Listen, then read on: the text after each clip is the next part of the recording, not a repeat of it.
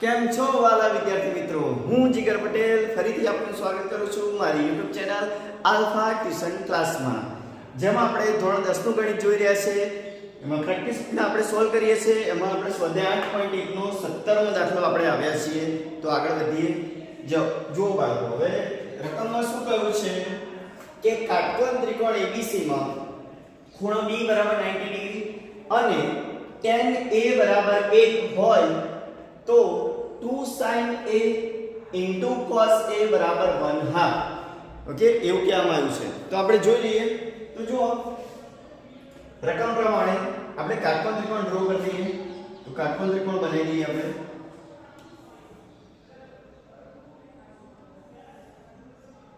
તો સરસ કાટકોણ ત્રિકોણ આપણે ડ્રો કરી દીધો છે.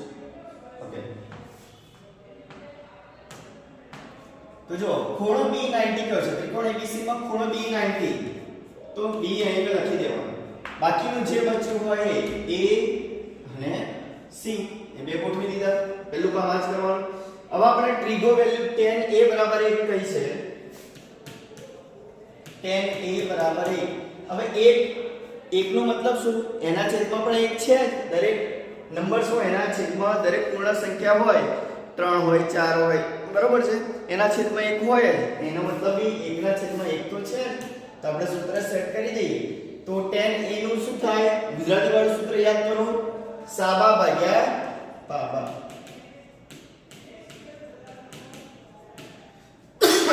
તો જો આપણે અહીંથી વિચારવાનું છે tan A અહીં આગળ છે. ઓકે, તો સાબા એટલે અહીં આગળ 1 આવશે, અહીં આગળ પણ 1 આવશે. ઓકે, હવે આપણે કાટકોણ ત્રિકોણનો કર્ણ શોધવાનું રહ્યું છે. બરાબર છે, ડાયરેક્ટ મોડે શોધી નાખીએ, કોઈનું તકલીફ નહીં પડે. 1 નો વર્ગ 1 થાય, 1 નો વર્ગ 1 થાય એટલે 2 થશે. 1 + 1 એટલે 2 એટલે વર્ગમૂળમાં 2 આવશે. ઓકે, આ વર્ગમૂળ નીકળવાનું તો આનો આન્સર 2 આવશે કર્ણનો. હવે જો ડાબામાં શું કહે છે? 2 sin A * cos A. આનો આન્સર 1 ચકાસવાનો છે. જો વર્ડ છે કે સાબિત કરવા નથી કહું, ચકાસો અને સાબિત કરવામાં ડિફરન્સ છે. શું ડિફરન્સ છે? સાબિત કરવાનું આવે તો પરફેક્ટ એનો આન્સર આવી જ જાય. ઓકે, આ વસ્તુ ખાસ ધ્યાન રાખજો બાળકો. તમને આ ડિફરન્સ ખબર ના હોય તો ફરીથી સમજાવું. ચકાસો અને સાબિત કરો. સાબિત કરો કે એવું લખ્યું હોય એનો મતલબ કે આનો આન્સર એ આવશે જ. સાબિત કરો કે લખ્યું હોય તો આન્સર એ આવશે જ.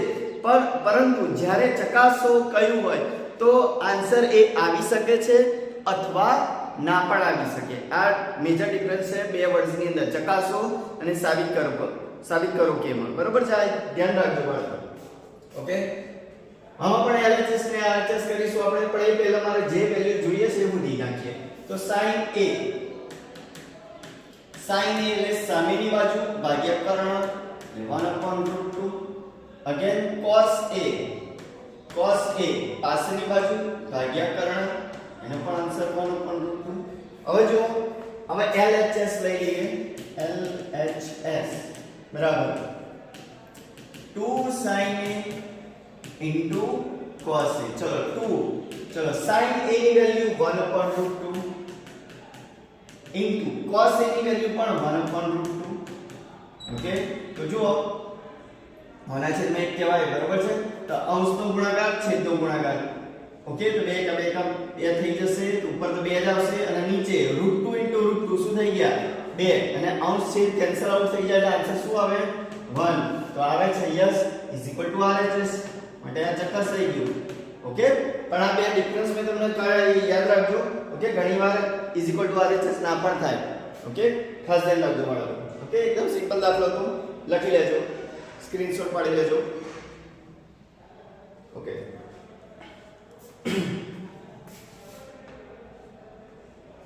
ચલો હવે નેક્સ્ટ 18મો દાખલો શું કહે છે કે કાટકોણ ત્રિકોણ PQR માં ખૂણો P કાટખૂણો હોય અને PR બરાબર 7 અને QR - PQ બરાબર 1. QR - PQ બરાબર 1 હોય તો sin Q અને cos Q શોધો. જો આ દાખલો આપણે આગળ ગણ્યો તો બસ સેમ એ જ દાખલો છે. ફરીથી આપણે આ ટાઈપનો સોલ્વ કરી દઈએ. ઓકે, તો કાટકોણ ત્રિકોણ ડ્રો કરીએ. સૌથી પહેલું કામ એ કરવાનું. તો કાટકોણ ત્રિકોણ ડ્રો કરીએ. તો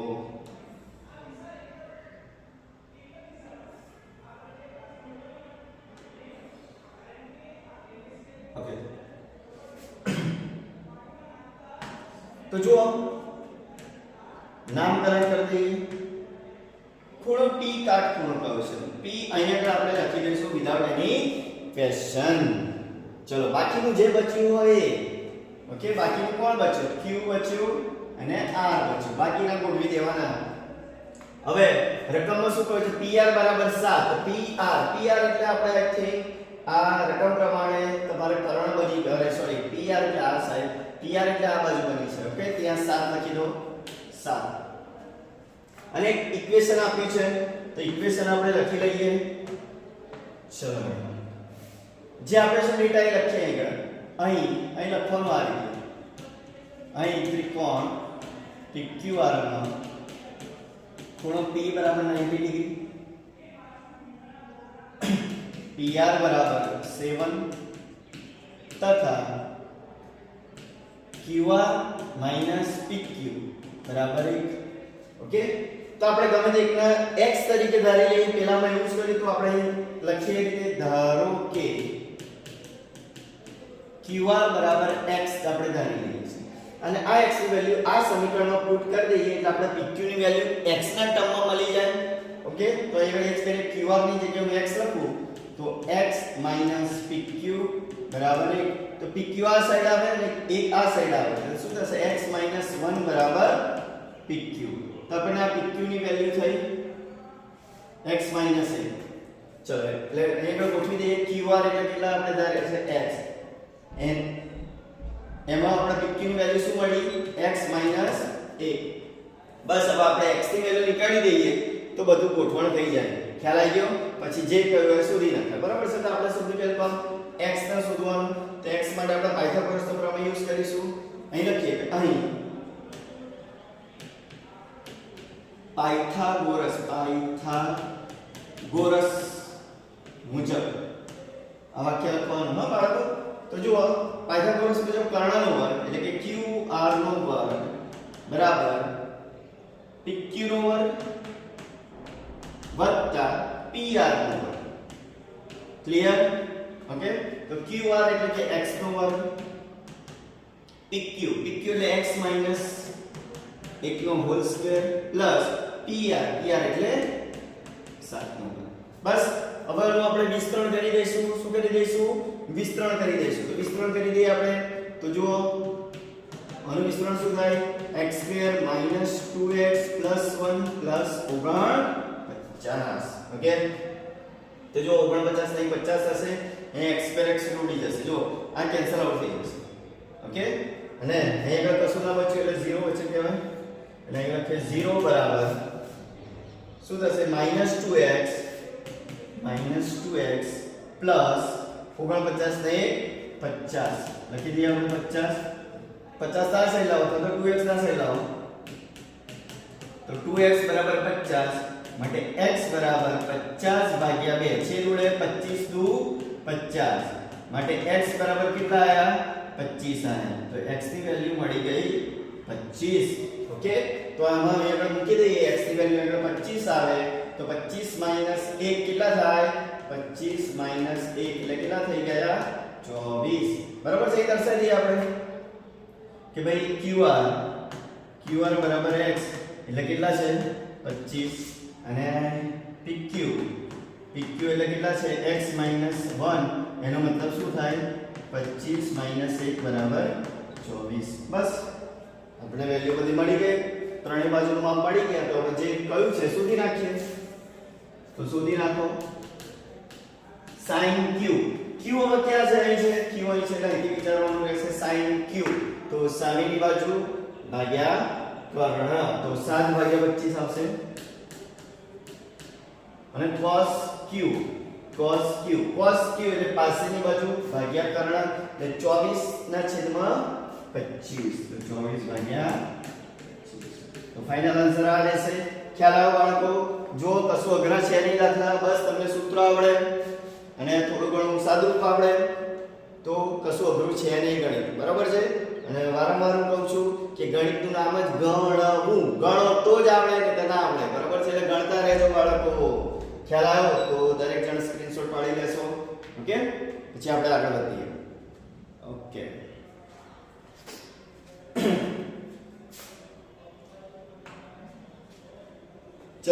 નેક્સ્ટ હવે છે 19મો દાખલો. શું કહ્યું છે? જો 21 tan θ બરાબર 20 હોય તો દર્શાવો કે 1 - sin θ + cos θ upon 1 + sin θ + cos θ. આનો આન્સર 3/7 લાવવાનો છે. ઓકે, તો 3/7 લાવવાનો છે. તો લાવી દઈએ આપણે. પહેલા તો ટ્રીગો વેલ્યુ આપણે 21 tan θ બરાબર 20 કહી છે. તો બારે tan θ નું સૂત્રનું કરતા બનાવીશું. તો tan θ બરાબર શું લખાશે? tan θ બરાબર 20/21. ઓકે, આવું બધું કલાકારી કરતા હોય છે રકમની અંદર, પણ આપણે સમજી જવાનું શું આપણે જોઈએ છે. બરાબર છે? ખ્યાલ આવે? ઓકે, ચલો tan θ પછી આપણે ટ્રીગો વેલ્યુ પરથી આપણે કાટકોણ ત્રિકોણ બનાવીએ છીએ. તો બનાવી દઈએ કાટકોણ ત્રિકોણ. સરસ મજાનો કાટકોણ ત્રિકોણ. તો કાટકોણ ત્રિકોણ ડ્રો કરી દઈએ આપણે. ઓકે, તો આ થઈ ગયું કાટકોણ ત્રિકોણ. ઓકે, તો હવે ચલો થીટા ક્યાં લેવો છે? અહીં લઈએ છીએ આપણે. અહીં લઈ લઈશું. આ થીટા છે. નામકરણ કરવું હોય કરી શકો છો કે ભાઈ ABC. નામ ના આપીએ તો આપણે જાતે લખી શકીએ છીએ, બાકી વાંધો નહીં. ઓકે, લખી દો તો સારું. ચલો હવે tan θ વાળું ગુજરાતી વાળું અવરોધ સૂત્ર લખ્યું હતું કે શું થાય? સાબા ભાગ્યા પાબા. તો સાબા પાબા. તો સાબામાં કેટલા છે? 20. અહીં લખીશું 20. પાબામાં 21. પાબા એટલે પાસેની બાજુ 21. ચલો હવે પાયથાગોરસ મુજબ આપણે શોધી કાઢીએ. કર્ણ શોધવાનું છે. ડાયરેક્ટ લખીએ આપણે કે ભાઈ AC નો વર્ગ બરાબર. તમારે કોણ પાયથાગોરસ મુજબ એવું વાક્ય લખી દેવાનું. હા બાળકો, ચલો AC નો વર્ગ બરાબર AB નો વર્ગ વત્તા BC નો વર્ગ બરાબર. AB એટલે કેટલા? તો કે ભાઈ 20. તો 20 નો વર્ગ. BC એટલે કેટલા? 21. તો 21 નો વર્ગ. તો 20 નો વર્ગ કેટલો થાય? 400. અને 21 નો વર્ગ કેટલો થાય? 441. તો 441 અને 400 કેટલા થાય? 841. AC સ્ક્વેર બરાબર 841. હવે 841 નું વર્ગમૂળ તો બધાના આપણે જ છે. શું થાય? 29. 841 કોનું વર્ગમૂળ? 29 નો વર્ગ 841 60. તો 841 નું વર્ગમૂળ કેટલું આવશે? 29. તો બસ હવે શું થઈ ગયું છે? બાજુના માપ. એના પરથી મારે કઈ વેલ્યુ જરૂર છે? તો sin અને cos ની જરૂર છે. તો આપણે sin અને cos શોધી નાખીએ બાજુમાં. તો sin θ એટલે શું? સામેની બાજુ ભાગ્યા કર્ણ એટલે કે 20/29 આવશે. અને cos θ એટલે પાછળની બાજુ ભાગ્યા કર્ણ. તો 21/29. બસ હવે આપણે LHS લઈ લઈએ. ઓકે, તો જુઓ LHS બરાબર LHS. હવે જુઓ મેં તમને સમજાવ્યું છે આ રીતનું હોય સિચ્યુએશન તો શું કરવાનું? ભાગ્યા કરીને એક પર લખી દેવાનું. આવશે એટલે ભાગ્યાનો છૂટા પાડી દઈશું આપણે. બસ એ જ કરીએ. હું ડાયરેક્ટ લખી દઉં છું. બરાબર છે? 1 - sin θ + cos θ ભાગ્યા નીચે તો લખી દઈએ 1 + sin θ + cos θ. ઓકે, આટલું સમજ પડી બાળકો બધાને? હવે જો હવે sin અને cos ની વેલ્યુ ગોઠવી દઈએ આપણે.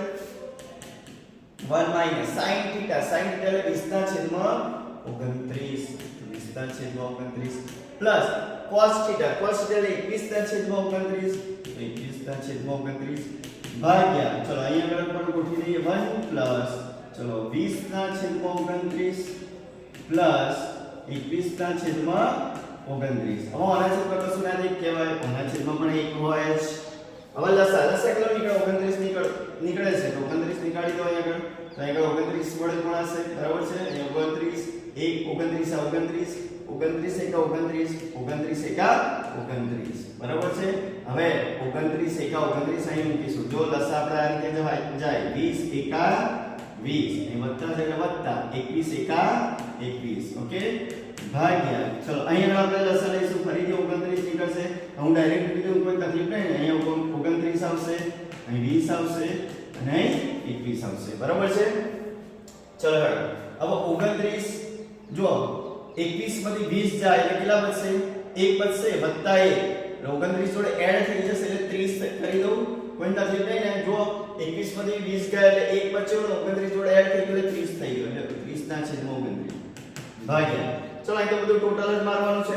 તો કેટલા થશે 9 1 10 10 ની 0 ફરીથી 9 1 10 10 ની 0 વધી પડી 1 એટલે 2 ને 3 ને 2 5 ને 2 7 તો જોઈ લે ફરીથી 9 ને 10 ની 0 વધી પડી 1 2 ને 2 4 ને 2 6 અને 1 7 એટલે 70 થઈ જશે 70 ભાગ્યા 29 ઓકે હવે ભાગ્યાને શું કરીએ આપણે ગુણ્યા એટલે આ વ્યસ્ત બની જશે તો 30 ના છેદમાં 29 ગુણ્યા 29 ના છેદમાં 70 ઓકે 29 ના છેદમાં 70 તો બેનિફિટ શું થયો 29 29 કેન્સલ આઉટ થઈ ગયા અને જો 0 0 પણ કેન્સલ આઉટ થઈ ગયા ઉપર શું બચ્યો 3 બચ્યો અને નીચે શું બચ્યો 7 બચ્યો જે આપણા આન્સર લાવો છે is equal to RHS okay તો ખ્યાલ આવી ગયો બાળકો બધાને ઓકે એકદમ સરળ દાખલા છે દાખલા આ ટાઈપના 2 માર્કમાં પૂછતા હોય છે બરોબર છે ઓકે અને એકદમ ઈઝી દાખલા છે આવડી જ જાય આમાં કશું અઘરું છે ને આ ચેપ્ટર અઘરું છે જ નહીં પણ અઘરું બનાવવામાં આવે છે પ્રોપરલી કોઈ સમજાવે ના તો અઘરું જ લાગે આ ચેપ્ટર બાકી અઘરું છે નહીં ખ્યાલ આવ્યો ઓકે તો લખી લેજો સ્ક્રીનશોટ પાડી લેજો